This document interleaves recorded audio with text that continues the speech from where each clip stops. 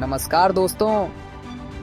भारत, जहां बहुत अलग अलग चीजें देखने को मिलती हैं, जैसे कि हलचल भरा टेक शहर बेंगलुरु और खेती पर निर्भर राज्य बिहार, यह अंतर साफ दिखाई देता है।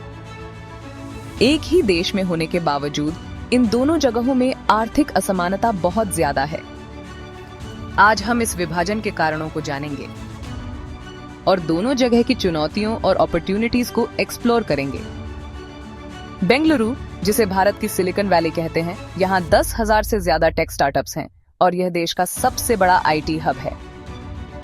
दूसरी तरफ बिहार की 77% जनसंख्या खेती पर निर्भर है, जहाँ के किसान अपनी मेहनत से देश का पेट भरते हैं। बेंगलुरु के टेक वर्कर्स की कहानियां सुनिए, जिन्होंने अपनी मेहनत से सफलता हासिल की है, और बिहार के किसानों की कहानियां जो जिंदगी की चुनौतियों से जूझ रहे हैं, जैसे कि महात्मा गांधी राष्ट्रीय ग्रामीण रोजगार गारंटी अधिनियम MGNREGA के तहत काम करने वाले किसान।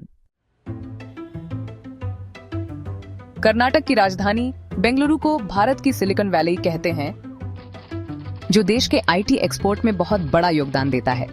बेंगलुरु का जीडीपी 2023 में लगभग 110 बिलियन US था। इसके विपरीत बिहार, जिसका जीडीपी 2024-2025 में लगभग 120 बिलियन US था, भारत के आर्थिक रूप से कमजोर राज्यों में से एक है। बिहार की प्रति व्यक्ति आय बेंगलुरु की तुलना में बहुत कम है। आइए कुछ विशेषज्ञों और लोकल बिजनेसमैन के विचार सुनते हैं। बेंगलुरु की आर्थिक तरक्की का मुख्य कारण यहाँ का आईटी इंडस्ट्री है। एक जाने माने अर्थशास्त्री डॉ रघुराम राजन कहते हैं, बिहार में खेती पर बहुत ज्यादा निर्भरता है, जिसकी वजह से यहाँ की आर्थिक स्थिति कमजोर है। एक लोकल बिजनेसमैन श्री संजीव कुमार बताते हैं, बेंगलुरु का दुनिया का आईटी हब बनना शिक्षा और इंफ्रास्ट्रक्चर में की गई रणनीतिक इन्वेस्टमेंट का नतीजा है। 1980 के दशक में बेंगलुरु ने अपनी टेक यात्रा शुरू की, जब IBM और टेक्सास इंस्ट्रूमेंट्स ने यहाँ अपने ऑफिस खोले। शहर के प्लानर्स और उद्यमियों ने मिलकर एक ऐसा इकोसिस्टम बनाया जिससे नई सोच और विकास को बढ़ावा मिला। यहाँ कई बड़ी टेक कंपनीज जैसे इन्फोसिस और वाइप्रो और 10,000 से ज्यादा स्टार्टअप्स हैं जो इनोवेशन को बढ़ावा देते हैं। लेकिन इस तेजी से बढ़ने के कारण कुछ चुनौतियां भी आई हैं, जैसे इंफ्रास्ट्रक्चर पर दबाव और पानी की कमी जैसी एनवायरमेंटल चिंताएं। बिहार की अर्थव्यवस्था ज्यादातर खेती पर निर्भर है, जहां 60% से ज्यादा लोग खेती करते हैं। उपजाऊ जमीन होने के बावजूद राज्य को पुराने तरीकों से खेती करने और इंफ्रास्ट्रक्चर की कमी जैसी समस्याओं का सामना करना पड़ता है।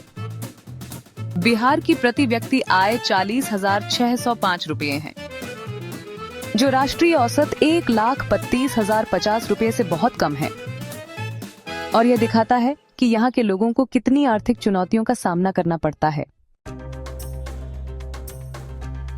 बेंगलुरु और बिहार के बीच के आर्थिक अंतर का कारण ऐतिहासिक पॉलिसी डिसीजंस और संस्थागत ढांचा है। कर्नाटक की सक्रिय सरकार और इन्वेस्टमेंट फ्रेंडली नीतियों ने बहुत सारे विदेशी निवेश को आकर्षित किया है, जिससे इसकी आर्थिक वृद्धि हुई है। इसके विपरीत बिहार राजनीतिक अस्थिरता और नीतियों को लागू करने की चुनौतियों से जूझ रहा है, जिसका असर इसके आर्थिक विकास पर पड़ा है। हालांकि हाल ही के प्रयासों से पता चलता है कि बिहार सरकार राज्य की छवि और आर्थिक परिदृश्य बदलने के लिए इन्वेस्टमेंट लाने की कोशिश कर रही है। बेंगलुरु की सफलता का एक बड़ा कारण 1960 और 70 के दशक में लिए गए पॉलिसी डिसीजंस हैं, एक वरिष्ठ पॉलिसी निर्माता बताते हैं। बिहार में ऐतिहासिक रूप से राजनीतिक अस्थिरता और कमजोर पॉलिसीज का प्रभाव रहा है, एक इतिहासकार बताते हैं। हालांकि अब बिहार सरकार नई पॉलिसीज और इन्वेस्टमेंट आकर्षित करने की कोशिश कर रही है, एक पॉलिसी निर्माता कहते हैं। पिछली चुनौतियों के बावजूद बिहार में इंडस्ट्रियल डेवलपमेंट तेजी से बिया चढ़ रहा है, और बड़ी कंपनीज जैसे टाटा ग्रुप और रिलायंस इंडस्ट्रीज से इन्वेस्टमेंट आ रहा है। राज्य इंफॉर्मेशन टेक्नोलॉजी, कपड़ा और खाद्य प्रोसेसिंग जैसे सेक्टर्स पर ध्यान केंद्रित कर रहा है, ताकि बिहार पूर्वी भारत में इन्वेस्टमेंट के लिए प्रवेश द्वार बन सके।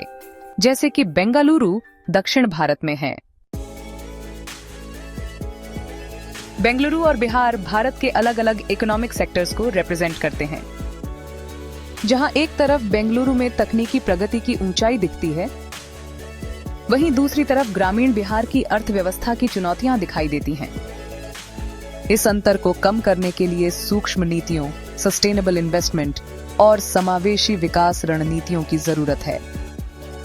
संतुलित विकास के लिए हमें लोगों की कहानियों और विशेषज्ञों की राय को भी शामिल करना होगा।